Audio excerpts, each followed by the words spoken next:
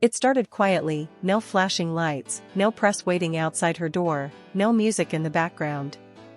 Just silence. The kind of silence that comes after something breaks inside you. Demet Özdemir had just returned home from a long shoot. The cameras were off, the makeup was gone, and the mask she wore for the world had finally slipped.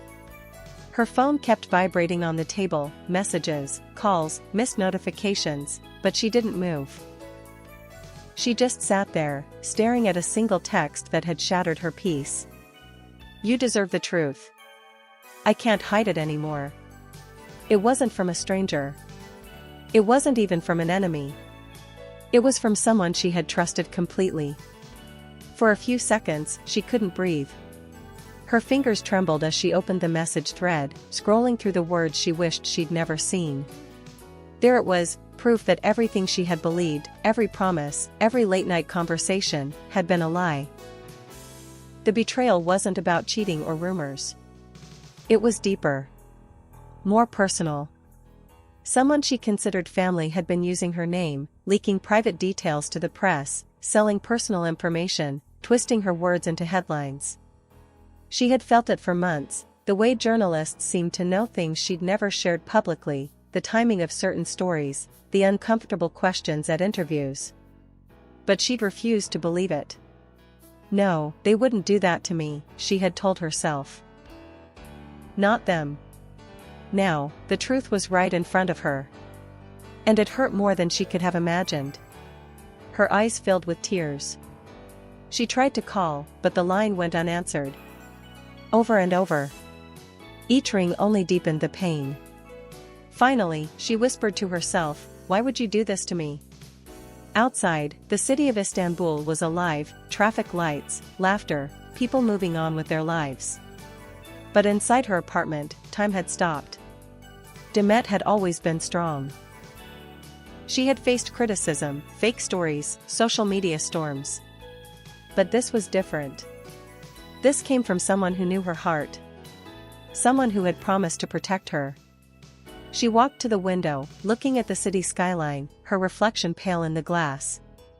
The irony wasn't lost on her. She had just finished filming a scene where her character was betrayed by a friend.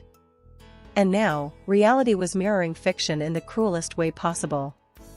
The phone buzzed again, a new message. "I'm sorry. It was never supposed to go this far." Demet's jaw tightened. She didn't reply. She didn't cry anymore. The tears had dried up, replaced by something colder, disbelief, anger, exhaustion. The night stretched on. At 3 a.m., she finally turned off her phone and sat on the floor, leaning against the wall. Her mind replayed every conversation with that person, every shared secret, every memory that now felt poisoned. And that's when it hit her, this betrayal wasn't just about lost trust. It was about losing a part of herself. In the early hours of the morning, she whispered into the quiet room, "You were the last person I thought would hurt me." No one heard her. But somewhere across the city, the person who had betrayed her was already feeling the weight of what they'd done. Because the world was about to find out. And when it did, nothing, not friendship, not loyalty, not silence, would ever be the same again. By morning, the world had already begun to whisper. Something had shifted in Demet Özdemir's perfect circle. The once tight bond she shared with her closest people was now cracking in plain sight. It began with a leaked article in an entertainment magazine, a piece so specific, so intimate, that only someone who had been in the room could have written it. It described conversations she'd had in private, fears she had never voiced on camera, and one particular line that made her freeze completely. "She says she doesn't trust anyone anymore. Not even him." Him. Only one person knew what that line referred to. It wasn't about a co-star or an old flame. It was about Can Yaman, the man whose name had been tied to hers for years, the man she had shared more than just screen chemistry with. And the one who had leaked the information was someone from her own team. When her manager confirmed the truth, that a former assistant had been secretly feeding tabloids for months, Demet went numb. This wasn't just betrayal. It was exposure. "They used your pain for profit," her manager said softly. We'll take legal action. But Demet didn't answer. She just kept staring at the article, her mind spinning back to all the small signs she had ignored, the strange questions, the conveniently timed paparazzi shots, the feeling of being watched even when she was alone. This wasn't an accident. It had been deliberate. She felt her hands shake. She wanted to scream, but her voice refused to come out. Instead, she went to the bathroom, splashed cold water on her face, and stared into the mirror. "Don't break," she whispered to her reflection. "Not this time." But the tears came anyway. That afternoon, social media caught fire. Hashtags like #Demet Heartbroken and #Ultimate Betrayal climbed to the top of trending lists. Fans flooded her comments with messages of support, while others speculated about who the traitor could be. She refused to speak publicly. Her silence only fueled curiosity. And the internet turned her pain into a puzzle the world wanted to solve. Meanwhile, the person behind the betrayal, her former assistant, had vanished. No posts, no statements, no trace. But whispers started to spread that another celebrity figure had paid for those leaks. And that name was one Demet had never expected to hear again. It was someone from her past, a man who had once wanted her in his project but had been turned down when she chose another path. Out of professional jealousy or wounded pride, he had apparently orchestrated it all, convincing someone inside her circle to sell stories. When Demet's team told her, she laughed bitterly. So this is what the world has become? People buying pain? But deep down, what hurt her most wasn't the headlines, it was that she had trusted someone enough to let them close enough to hurt her. That night, Demet sat on her balcony, scrolling through hundreds of fan messages.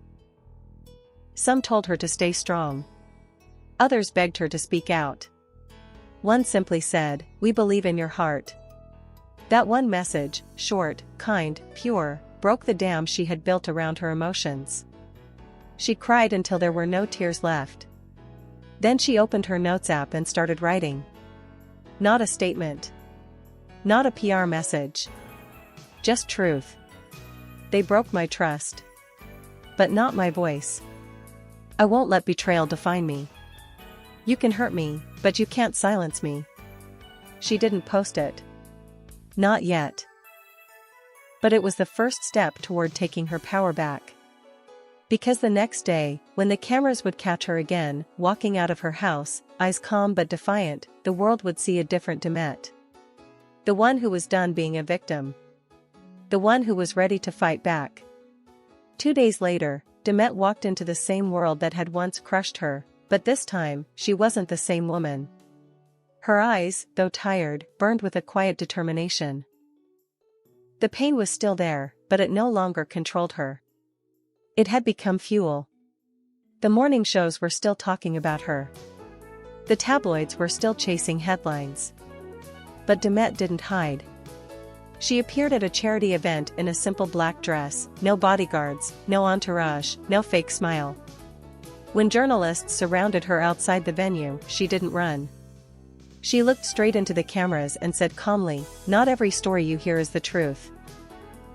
Some are written by people who lost their own." It wasn't a full statement, but it was enough to silence the crowd for a moment.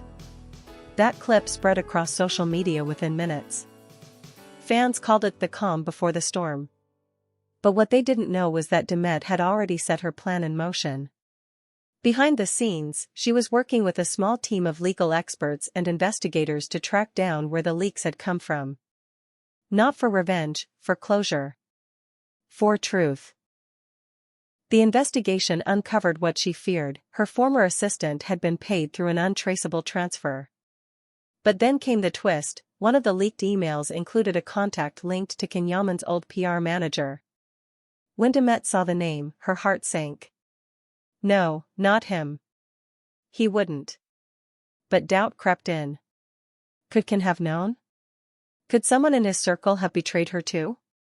For years, she had fought to keep their connection out of the public eye. Even after their separation, she had protected him, avoided questions, refused to speak badly about him, defended him in silence. And now, the very people once connected to him had used her vulnerability for attention. That night, she sat on her bed, scrolling through her gallery, old photos, behind-the-scenes memories, moments that once felt like home. Her eyes stopped on one photo, Ken laughing, his hand brushing her hair away from her face during a shoot. She whispered, "Was any of it real?" Her phone buzzed. Unknown number. She hesitated, then answered. It was his voice. Soft. Low. Demet. For a second, she didn't respond. Then, quietly, "You shouldn't call me." "I had to," he said. "I saw what they did to you. I didn't know about it, I swear." "I'm sorry." Silence. She could hear him breathing, nervous, desperate to say something that might undo the damage. "Someone from your team is gone," he interrupted. "I fired them this morning." "Then you knew it was true," she said coldly. He hesitated. "I didn't believe it at first. But when I saw your face on the news, his voice cracked." He stopped talking. "You don't have to protect me, Can," she said softly.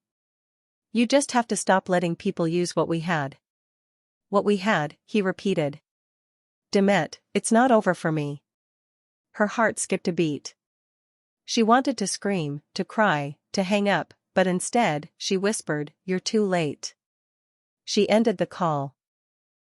For a long time, she sat in silence, staring at the city lights. Then she opened her laptop and wrote a single sentence, "Sometimes forgiveness begins when the wrong person says sorry." The next morning, she posted it. No hashtags, no explanation. It went viral instantly. Millions of comments, thousands of theories. Some said it was about her assistant. Others said it was about Can. But Demet didn't care what people thought anymore. Because for the first time in months, she felt free. And yet, the universe wasn't done testing her. Because the next week, Can Yaman would do something no one, not even Demet, saw coming. A gesture that would turn her quiet revenge into an unexpected moment of redemption. The media had already begun to calm down. The noise was fading, replaced by speculation and silence. People thought the storm was over. They thought Demet had moved on, that Can had gone back to his projects in Italy, and that the scandal was finally buried. But they were wrong. Because Can Yaman wasn't done yet. He had always been the type to act, not talk. But this time, his actions were louder than anything he had ever said. One morning, fans woke up to see a new post on his Instagram, a photo of an empty stage, lit by a single spotlight. The caption read, "When you break something precious, you can't fix it with words. You show it with what you do next." No tags. No names. No mention of Demet. And yet, everyone knew exactly who it was for. Hours later, entertainment sites exploded. The photo had been taken inside a theater in Istanbul, the same one where Demet had performed her first stage role years ago. And the next night, cameras spotted him there in person. He arrived quietly, wearing black, no PR team, no fanfare. He had rented the entire venue for one evening. Not for an event. Not for publicity. But for something else, something deeply personal. As the lights dimmed, a small group of people entered. Actors, directors, a few mutual friends, and Demet's manager. No one knew what was about to happen. Then the music began. Soft piano notes filled the air. A short film began playing on the big screen, clips of their old work together, behind-the-scenes moments, and never-before-seen footage from a charity project they had done years ago. At the end of the video, the screen faded to black, and a single sentence appeared in white letters, "To the one who taught me that trust is fragile. And forgiveness is strength." The audience fell silent. Some were in tears. And just as the lights turned back on, Ken appeared on stage. He wasn't reading a script or promoting a project. He simply looked out at the small crowd and said, "Sometimes, we don't lose people. We lose the right to be in their peace." I did. But I wanted her to know. I understood. Then he walked off stage. No applause. No goodbye. Just quiet. That night, the footage went viral. It wasn't filmed by the media. It was leaked by one of the attendees. Within hours, hashtags like hashtag Can Yaman Apology and hashtag Demet trended worldwide. People called it the most sincere public apology ever seen. Others said it was a PR stunt. But to Demet, watching it alone from her apartment, it was something entirely different. It was closure. She sat in silence as the video ended. The final frame, "Forgiveness is strength," lingered on her screen. Her heart ached, but this time it wasn't from anger. It was from understanding. For years, they had both been trapped by words, by pride, by everything unsaid. But that night, she realized, he didn't owe her perfection. He owed her truth. And he had finally given it. Her phone buzzed again. A message. From him. "You don't have to reply. I just wanted you to see me make it right." She smiled faintly. For the first time in a long while, she didn't feel the weight of resentment. She typed slowly, "You did. Thank you." No hearts. No tears. Just peace. Later that evening, paparazzi captured her stepping out for a walk by the Bosphorus. She was smiling, not the rehearsed smile for the cameras, but a soft, real one. Fans noticed it immediately. "She looks free again," one comment said. And maybe she was. Because sometimes forgiveness doesn't mean reconciliation. Sometimes, it's just letting the story rest. But fate wasn't quite finished with them. A week later, during a live talk show in Italy, Can was asked directly about Demet. He paused, smiled, and said something no one expected: "I'll never stop wishing her happiness." Maybe we needed to break to understand what love really meant. The audience erupted. The clip spread everywhere. Even Demet's team couldn't stop it. But when Demet saw it, she didn't cry. She just whispered to herself, maybe that's his final promise. And deep down, she knew, for once, his words didn't hurt. They healed. The days after Can's public gesture felt strangely calm. For once, there were no breaking headlines, no paparazzi chases, no statements or scandals. The noise that had surrounded Demet for months had faded into a kind of peaceful silence. She was still processing everything. The betrayal, the pain, the apology, the closure. But for the first time in what felt like forever, she could breathe. Her friends noticed it immediately, the softness in her smile, the quiet strength in her voice. She wasn't trying to prove anything anymore. She wasn't trying to fight the world.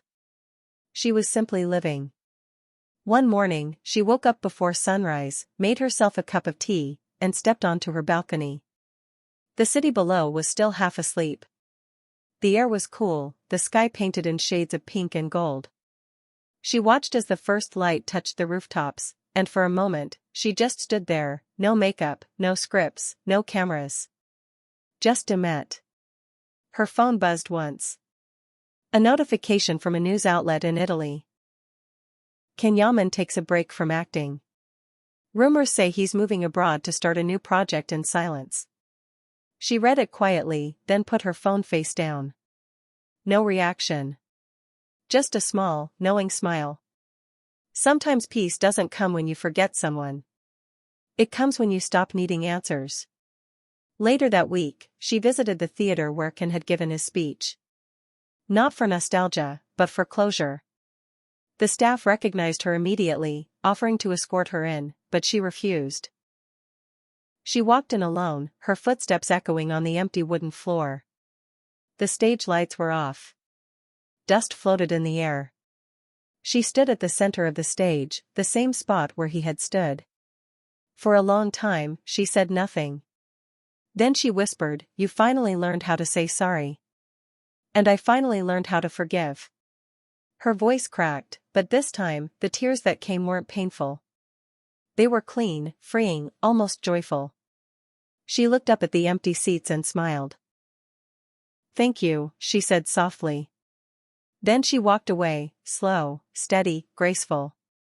Outside, her driver handed her a small package. This arrived for you, Miss Demet. No sender. She opened it inside the car. It was a single photograph, the sunrise over Rome. On the back, written in familiar handwriting, for every dawn that follows the darkness. See. She didn't cry. She didn't call. She just held the photo close for a moment before sliding it into her journal. The same journal where the story of her heartbreak had once lived. Weeks passed. The gossip faded. The world moved on. But the lesson stayed. Demet began working on a new series, not a romance, not a tragedy, but a story about rebirth. The first episode was titled After the Storm.